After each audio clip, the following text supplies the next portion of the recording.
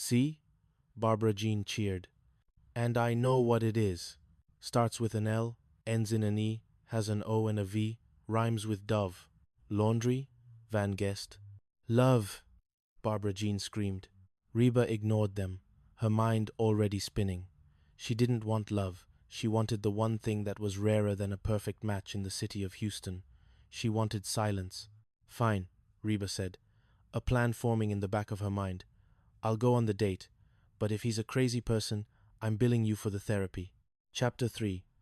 The Art of the Disappearing Act. The date was set for Tuesday night.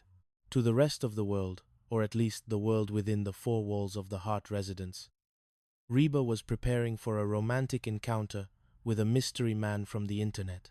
She spent an hour in the bathroom, the shower running, the scent of expensive perfume wafting under the door. In reality, Reba was sitting on the edge of the bathtub, reading a paperback thriller and eating a sleeve of crackers she'd hidden in the vanity. Mom, you ready? Cheyenne knocked on the door. Mr. Wonderful is waiting. Reba stood up, smoothed her skirt, and checked her reflection. She looked good. She looked like a woman who was going to meet the love of her life. She felt like a woman who was about to pull off the greatest heist in history, stealing 4 hours of her own life back. I'm coming, Reba called out. She walked out into the living room, where the entire family had gathered like they were watching a space shuttle launch. Even Brock was there, leaning against the mantel with a look of feigned indifference that fooled absolutely no one. You look nice, Reba, Brock said, his voice a mix of genuine compliment and lingering possessiveness. A little much for coffee, isn't it? It's not just coffee, Brock. It's a latte, Reba said, winking at Van. Wish me luck. As the door clicked shut behind her, Reba didn't head for the trendy coffee shop Barbara Jean had suggested. She headed for the public library. She spent 3 glorious hours in the back corner of the history section. No one asked her where their socks were. No one asked her to settle a dispute about the remote control. No one called her Mom or Mrs. H. It was better than any date she'd ever been on. When she returned home, she made sure to look slightly flushed. How was it? Barbara Jean pounced before Reba could even get her coat off. Oh, it was wonderful. Reba lied, her heart giving a small, guilty twinge that she quickly suppressed. We talked for hours. He's a poet. Very deep. A poet! Barbara Jean gasped. Oh, Reba, I knew it. I'm a Cupid. I'm a genius. For the next week, the ruse continued. Reba went on dates 3 times. One night she went to a late-night movie by herself and sat in the back row with a large popcorn, reveling in the fact that she didn't have to share a single kernel. Another night, she simply drove to a park and watched the stars. The house had never been cleaner. Cheyenne and Van, desperate to keep the romance alive, had taken over the chores. The laundry was folded, the dishes were put away, and Jake was even doing his homework without being threatened with a loss of internet privileges. Reba was a survivor, and right now she was surviving better than she ever had. Chapter 4. The Detectives. I don't buy it, Van said, leaning over a pile of unfolded laundry in the middle of the living room. Cheyenne looked up from her magazine. Buy what, Van? The laundry is done. Life is good. No, Van shook his head, his eyes narrowed. Mrs. H. She's too happy. And she won't tell us his name. She won't show us a picture. She won't let him come to the house. Maybe she's just being private, Cheyenne suggested. Or maybe... A voice interrupted from the hallway. It was Jake. He was holding a crumpled piece of paper. Maybe there is no guy. Jake, don't be cynical, Barbara Jean said, walking in with a tray of snacks. Reba is in love. She told me she had coffee with his photo this morning. I checked her phone, Jake said flatly. No new contacts, no outgoing calls to anyone named Mr. Poet. And I found this in the trash. He held up a receipt from a local bookstore. The date and time matched Reba's second date. She's catting around, Van whispered, horrified. But with herself. We have to know the truth, Barbara Jean said, her eyes narrowing. For her own good. If she's lying, she's shutting down emotionally. I've seen this before. I have a DVD of The Way We Were.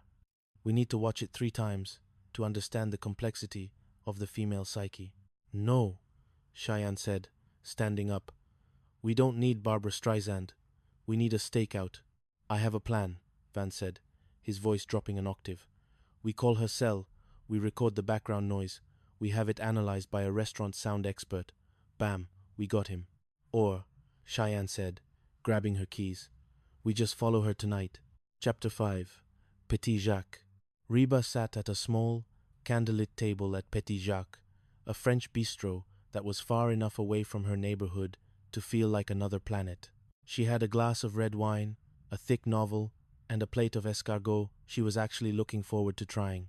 This was the pinnacle of her dating career, the ultimate me time. Can I buy you some dinner to go with that wine? Reba looked up. A man was standing by her table.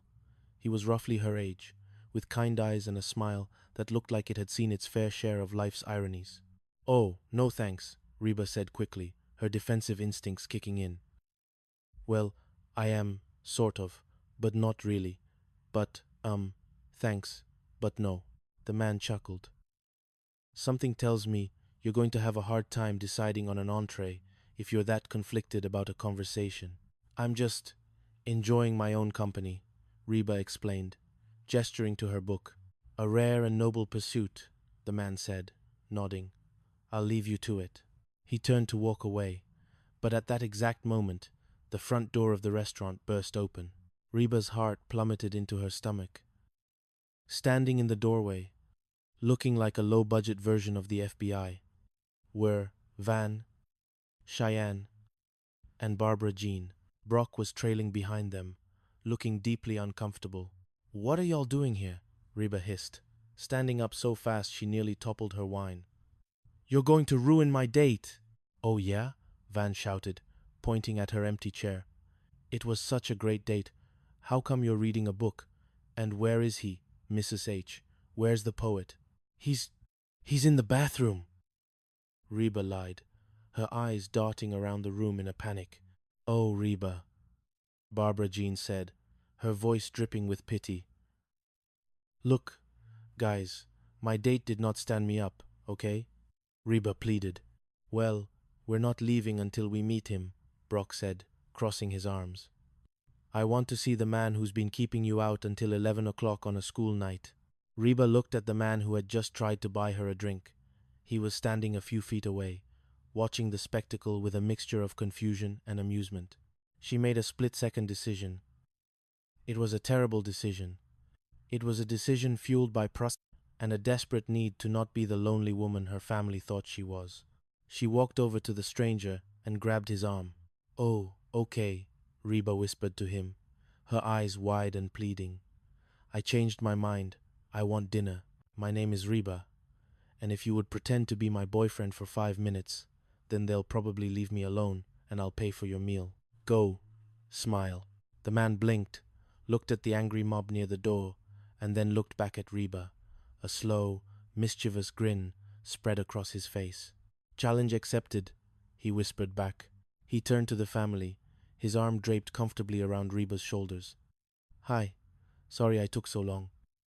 I'm Ted, Irina's boyfriend. Irina? Brock asked, his brow furrowed. He calls me Irina because I remind him of a Russian princess, Reba said, leaning into Ted with a sickly sweet smile. That is so cute, right? I'm Brock. The ex, Brock said, stepping forward and extending a hand like he was preparing for a duel. The shoes to fill.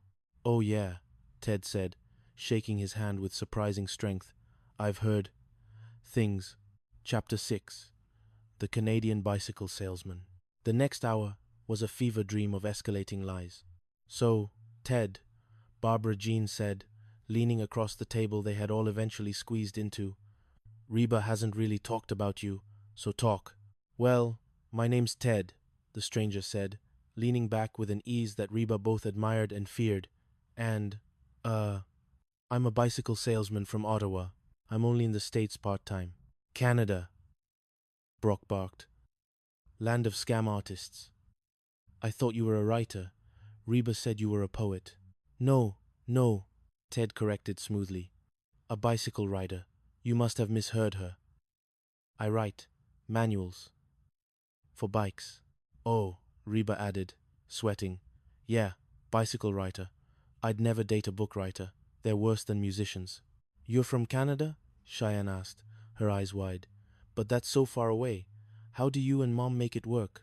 It's a beautiful place, Ted said, looking Reba dead in the eye. Reba nearly choked on her wine. Well, Ted, this is a little odd. No. No, no, she does not, Barbara Jean screamed. I love this woman. You can't just take her to Canada. Hey, Ed, Brock said, pointing a finger at Ted. Well, I love her more, and if I can't have her, no one can. Okay, you can have her, Ted said, putting his hands up in mock surrender.